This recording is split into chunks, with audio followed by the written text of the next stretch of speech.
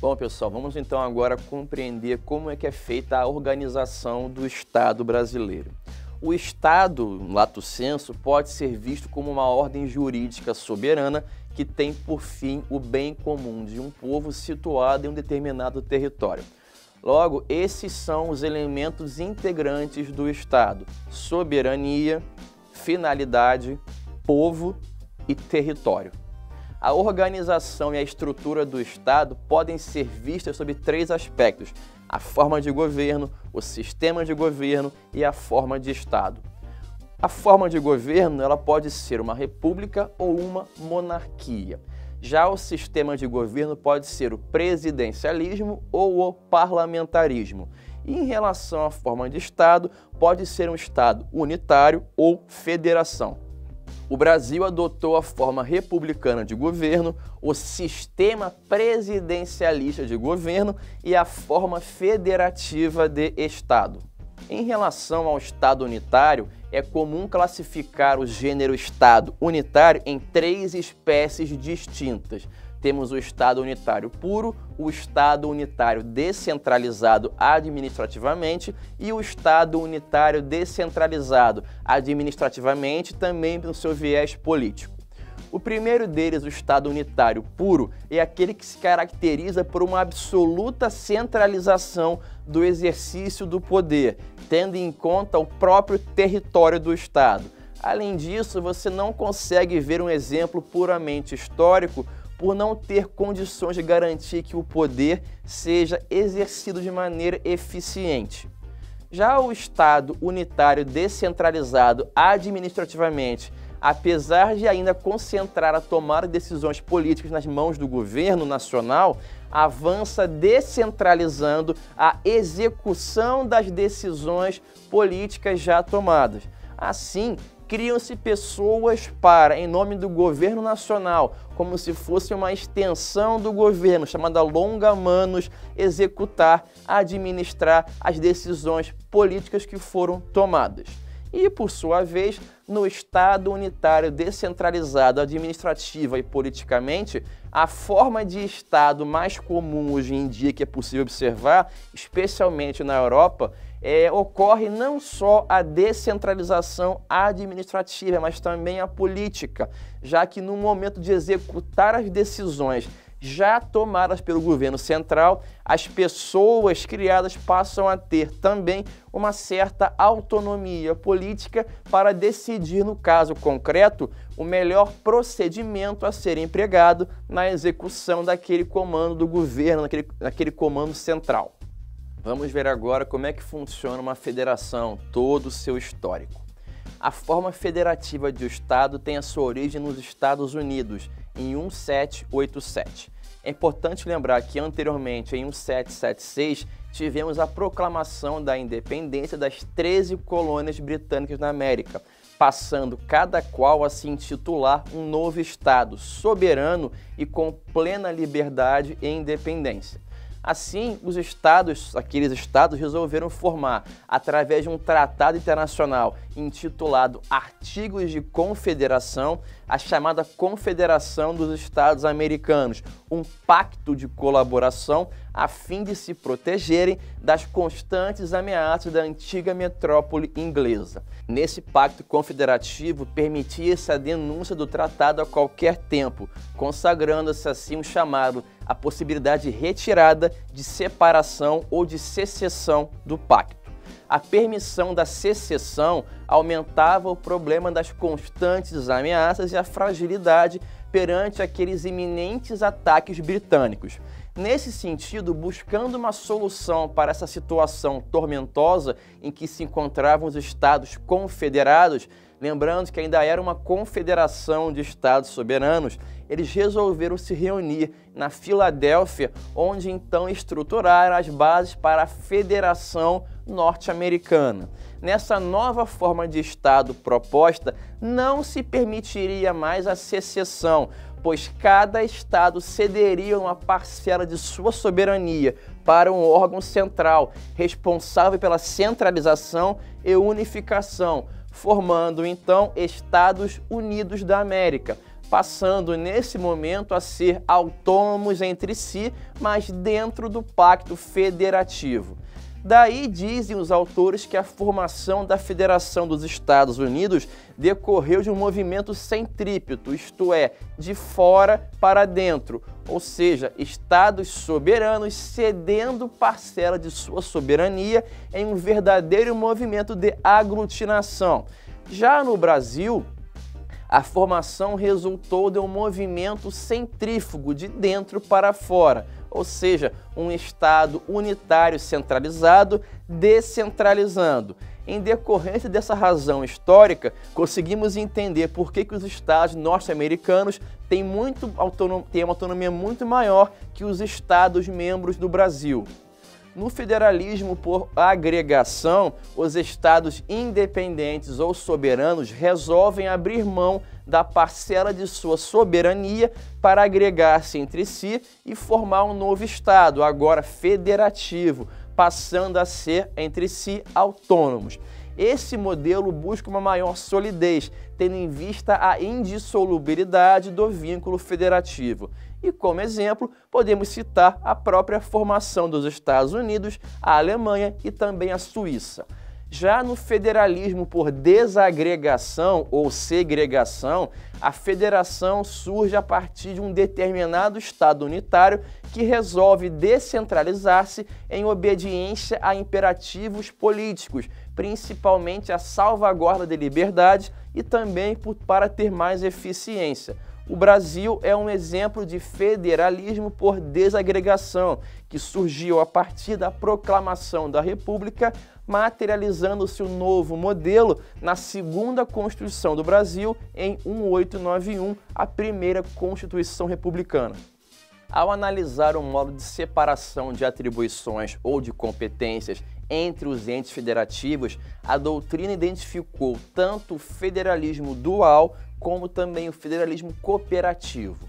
No federalismo dual, a separação das atribuições entre os entes federativos é muito rígida, não se falando em cooperação ou até mesmo interpenetração entre eles. O exemplo disso seriam os Estados Unidos em sua própria origem. Mas, flexibilizando essa rigidez do modelo dual, que é o modelo clássico, sobrevém o modelo cooperativo de federalismo, especialmente durante o século XX, com o surgimento do Estado de Bem-Estar Social, também chamado de Estado-Providência. E nesse modelo, as atribuições serão feitas de modo comum ou concorrente, estabelecendo-se então uma verdadeira aproximação entre os entes federativos que deverão atuar em conjunto. Portanto, modernamente é possível perceber cada vez mais uma gradativa substituição do federalismo dual pelo modelo cooperativo. E o modelo brasileiro é um exemplo de federalismo cooperativo. A simetria ou assimetria do federalismo decorre dos mais variados fatores, seja em relação à cultura, seja no que concerne ao desenvolvimento, à língua, etc. No federalismo simétrico, verifica-se uma homogeneidade de cultura e também de desenvolvimento, bem como da língua, como é o caso dos Estados Unidos. Por outro lado, o federalismo assimétrico pode decorrer da diversidade de língua e de cultura, como se verifica, por exemplo, nos mais variados grupos étnicos da Suíça ou também no caso do Canadá, um país bilíngue e multicultural. No caso do Brasil, há um chamado certo erro de simetria pelo fato de o Constituinte tratar de modo idêntico os estados, como se verifica na representação no parlamento. Porque cada estado, não importa o seu tamanho, o seu desenvolvimento, elege um número fixo de 3 senadores, cada qual com 2 suplentes. Apesar de cada estado federativo apresentar características peculiares que são inerentes às suas realidades locais, a gente pode encontrar alguns pontos em comum que permitem uma certa sistematização. O primeiro ponto em comum envolve a descentralização política, já que a própria Constituição prevê núcleos de poder político, concedendo autonomia para esses entes. O segundo ponto é a repartição de competência, que garante uma autonomia entre os entes federativos e o próprio equilíbrio da federação. Um terceiro ponto é uma Constituição rígida como base jurídica, que é fundamental ter uma Constituição rígida para garantir a distribuição de competências entre os entes autônomos, surgindo uma verdadeira estabilidade institucional.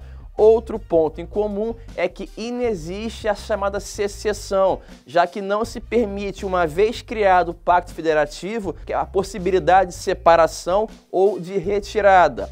Outra característica é a soberania do Estado Federal. A partir do momento em que os estados ingressam na federação, eles perdem soberania, passando a ser autônomos. Mais um ponto em comum é a intervenção, ou seja, em situações de crise, o processo interventivo surge como um instrumento para assegurar o equilíbrio federativo e, assim, a própria manutenção da federação. Prosseguindo ainda nos pontos em comum, temos a auto-organização dos Estados-membros, através da elaboração de constituições estaduais. Também temos um órgão representativo dos Estados-membros, que no Brasil, de acordo com o artigo 46 da Constituição, essa representação ocorre através do Senado Federal. Além disso, mais um ponto é que há um guardião da Constituição, que no Brasil é o Supremo Tribunal Federal, o STF. E no que toca a parte de receitas, há uma repartição delas para assegurar o equilíbrio entre os entes federativos e a própria existência deles. Vamos ver agora então como é que funciona a Federação Brasileira. O artigo 1º da Constituição menciona que o Brasil é formado pela união indissolúvel dos estados, municípios e também do DF, constituindo-se um Estado democrático de direito. Já o artigo 18 da Constituição estabelece que a organização político-administrativa do Brasil compreende a União, os estados, o Distrito Federal, ou DF, e também os municípios, todos autônomos nos termos da Constituição. O Estado brasileiro apresenta as seguintes características. A primeira delas, forma de governo, é a republicana. Em relação à forma de Estado, é uma federação. A terceira característica é que trata-se de um Estado de direito, democratizado, ou seja, o Estado democrático de direito. Outra característica envolve os entes que compõem a federação, a União, os estados, o Distrito Federal e também os municípios. O sistema de governo é o presidencialista. O Brasil possui alguns fundamentos e objetivos. Nos fundamentos temos o primeiro deles, a soberania, que é o fundamento da República Federativa do Brasil e não da União, enquanto um ente federativo. A soberania é o conjunto formado pela União, pelos estados, pelo Distrito Federal e também pelos municípios. O segundo fundamento é a cidadania. O terceiro é a dignidade da pessoa humana, ou para alguns, dignidade humana. Outro fundamento envolve os valores sociais do trabalho e da livre iniciativa. Mais um fundamento é o pluralismo político.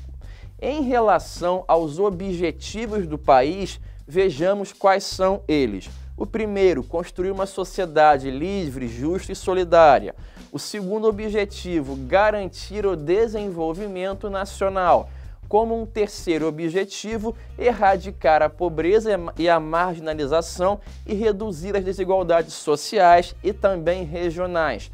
Outro objetivo é promover o bem de todos, sem preconceitos de origem, raça, sexo, cor, idade e quaisquer outras formas de discriminação. Em relação à esfera internacional, o Brasil também possui alguns princípios que regem a sua atuação. Vamos a eles. O primeiro é a independência nacional. O segundo princípio é a prevalência de direitos humanos. O terceiro princípio, a autodeterminação dos povos. Além disso, também temos a não intervenção e também a igualdade entre os estados. E um princípio muito importante, a defesa da paz e também a solução pacífica dos conflitos. Mais um princípio é o repúdio ao terrorismo e ao racismo, com a cooperação entre os povos para o progresso da humanidade. Outro princípio muito tradicional no Brasil é a chamada concessão de asilo político. Um ponto importante é que o artigo 19 da Constituição estabelece duas vedações constitucionais a todos os entes federativos. O primeiro, estabelecer cultos religiosos ou igrejas, subvencioná-los, embaraçar-lhes o funcionamento ou manter com eles os seus representantes relações de dependência ou aliança, ressalvada na forma da lei, é claro, a colaboração de interesse público. A segunda vedação é recusar fé a documentos públicos, ou seja, os documentos públicos presumem-se idôneos. Outra vedação é a criação de distinções entre brasileiros ou preferências entre si, um inegável desdobramento do princípio da isonomia.